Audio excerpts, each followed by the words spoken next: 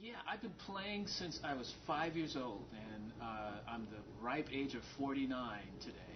Today isn't my birthday, but I am 49 years old, heading for the big 5-0.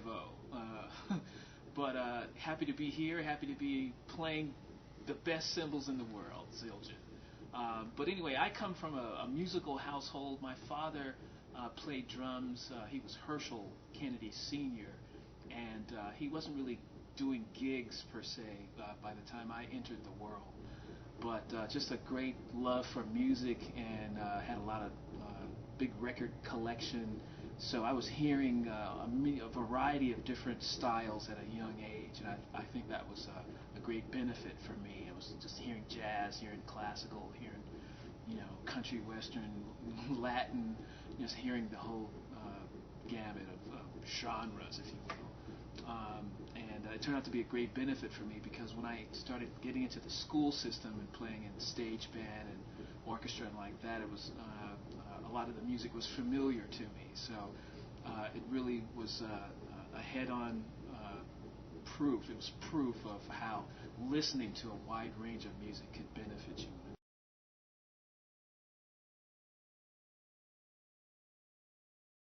What's interesting about that question is in today's technology, a lot of your favorite songs, you can set it up so that it can be a music minus one sort of situation. You could get the drums out of there. And I'm a huge Tony Williams fan.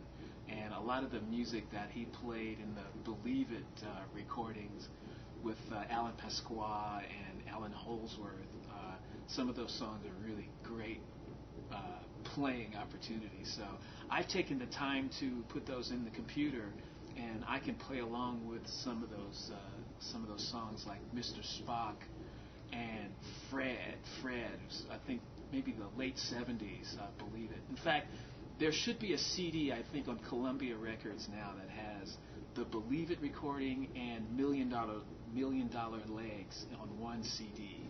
So look for that. But some of those really great songs are on there. Another really cool one is Proto Cosmos, which I penned a really fun arrangement for. I hope to release that on a website or kind of a play-along CD in the near future.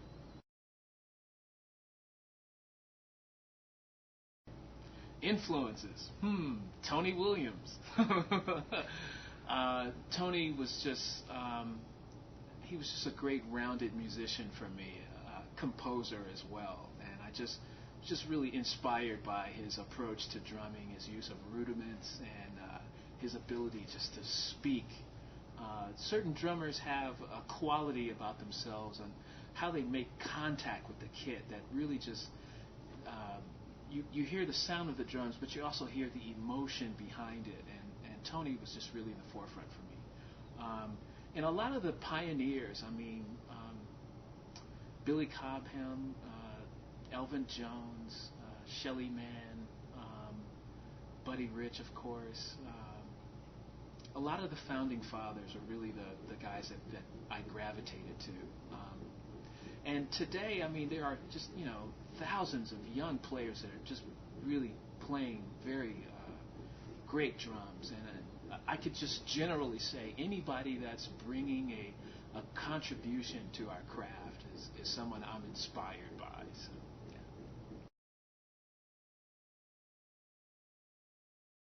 yeah.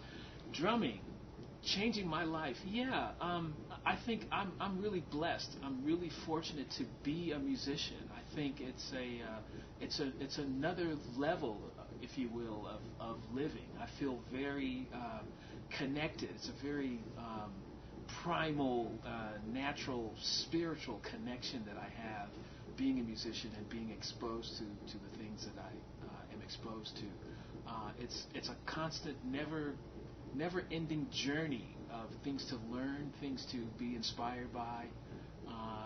There's always some new player, some new technique, or some new inspiration that leads you to just a cacophony or just a vast source, if you will, of information and things to go forward with.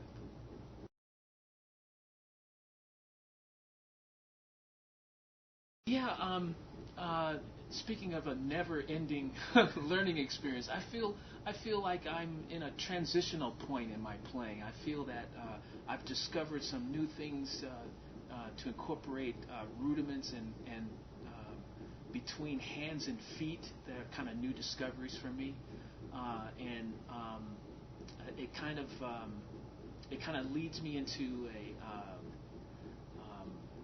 almost an ethnic or African sort of direction, because some of these patterns that I've been exposed to from a couple of friends of mine in Cameroon, Africa, they've given me these various patterns that you can incorporate your hands and feet, and I'll be more specific in sharing some of this stuff in the near future, hopefully through a website or some sort of maybe a drum clinic, sponsored by Zildjian. But in terms of gigs, opportunities, I've been playing a lot with Jonathan Butler, who's from Cape Town, South Africa, and that's been a very wonderful experience. I continue to do gigs with Lee Rittenauer. We'll be doing some gigs that would include Patrice Rushen and great bass player Melvin Davis, and getting more into the production side of our industry, sitting behind the computer screen and directing someone to sing it one more time for intonation